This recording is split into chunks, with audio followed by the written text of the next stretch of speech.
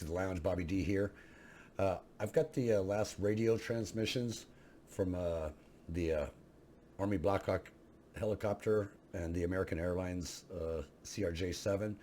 But before I play that, I found out that there have been 2 other aborted landings just this week. One of them 24 hours before this collision between them. But first, I'm going to play something from Fox and Friends that was aired this morning. Ainsley points out the hiring protocol from the FAA, and it's one of the reasons why we have a shortage in air traffic controllers. Let's check this out. Pete, let's talk about DEI, what was happening in the control tower. We talked to Congressman Troy Nehls, and he said at this airport, which is the busiest runway in our country, they needed 30 personnel inside the control tower. There were currently 19 when this crashed. And then there's a lawsuit that alleged that the FAA turned away nearly 1,000 air traffic controller applicants solely based on race last year. And then there is a report that the FAA launched a national outreach program for DEI, which included a push to hire workers with severe intellectual disabilities and psychiatric problems. When you're a mom and you're a dad and you're putting your kids on the plane or you're flying as a family, that's unacceptable. We don't care your race. We want to make sure whoever's in there, that it's fully manned, and we want to make sure they're qualified. Completely unacceptable. Ainsley, you're exactly right. So I don't know exactly how the staffing occurred in that. That would even be part of the FAA's protocol when safety is on the line. Here's a video from the day before the collision. You've got a plane.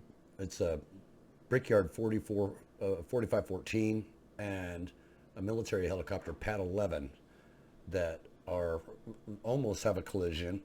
The aircraft Brickyard 4514 gets a resolution advisory advising them of a collision, so they abort their landing. And here's the radio communications on that.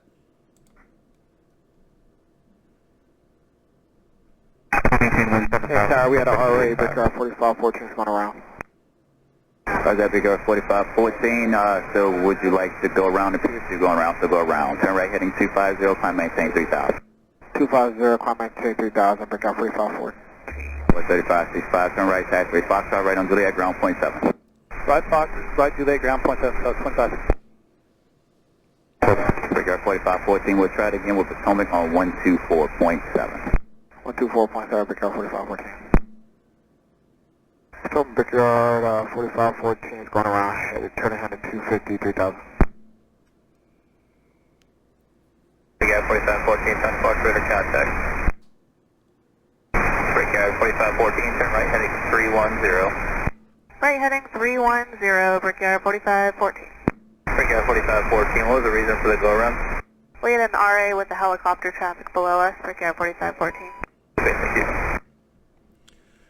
That's unbelievable. That was the day before the collision between the American Airlines CRJ-7 and the Blackhawk that goes by PAT-25.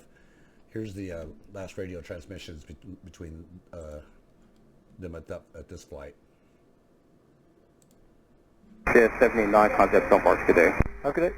American 3130, slow the final. Slow on American 3130. Pat 25, traffic just off the Wilson Bridge to CRJ at 1,200 feet, start runway 33. Scott has a traffic site request special separation. Dispatch crew. American 1630, tower runway 1 lot void, traffic through start runway 33, dispatch 16 off final. Final void, runway 1. Lucy 5307, keep rolling out to November, ground 47 today. American 16, turn to 1 star 32014, duck 25, traffic 2 mile left base runway 33, no delay, runway 1 clear for immediate takeoff. Number 1, clear for takeoff, American 1630.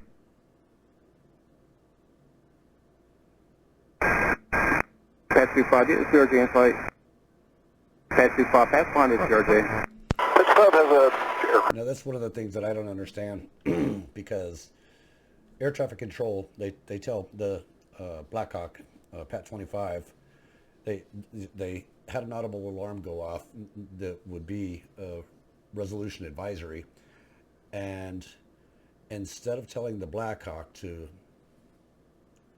head 90 degrees east, or basically make an evasive maneuver.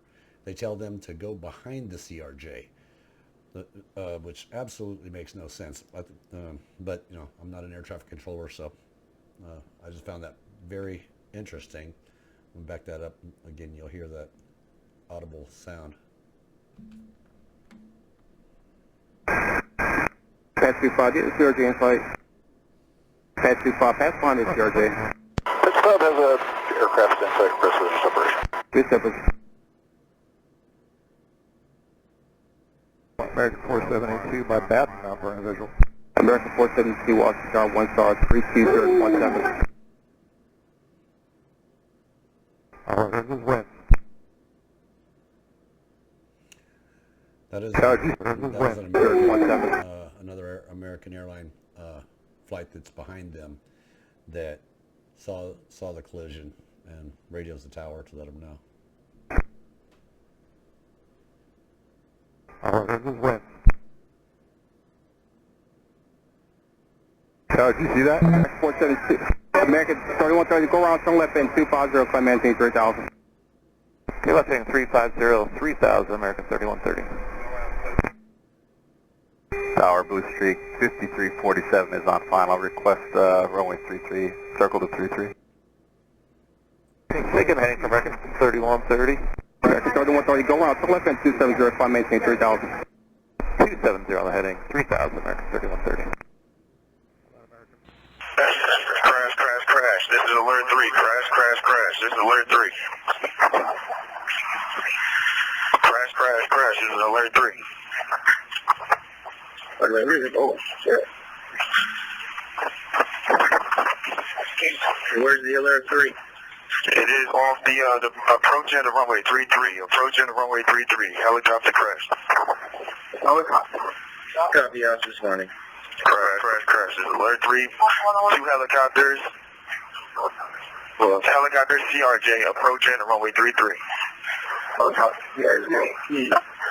approach end of runway 33 a mile off final. Crash, crash, crash. Yeah.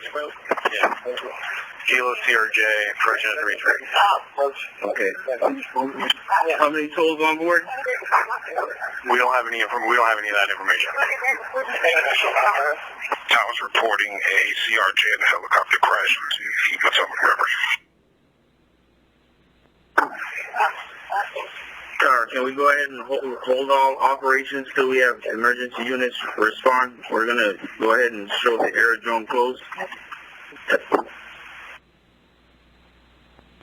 Yeah, that's affirmative. Hold all operations, aerodrome closed.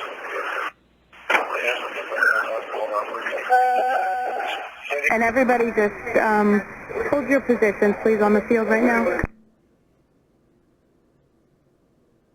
South 438, ready for taxi.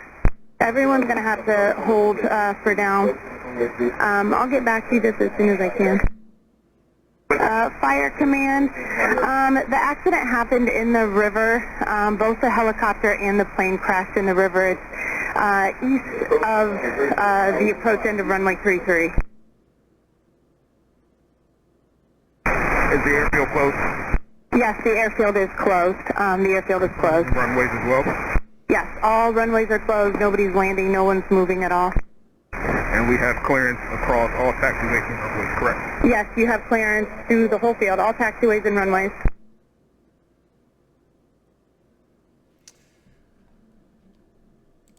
Very tragic, that's for sure. I mean, as of yet, last I heard, they still haven't got the black box from the helicopter.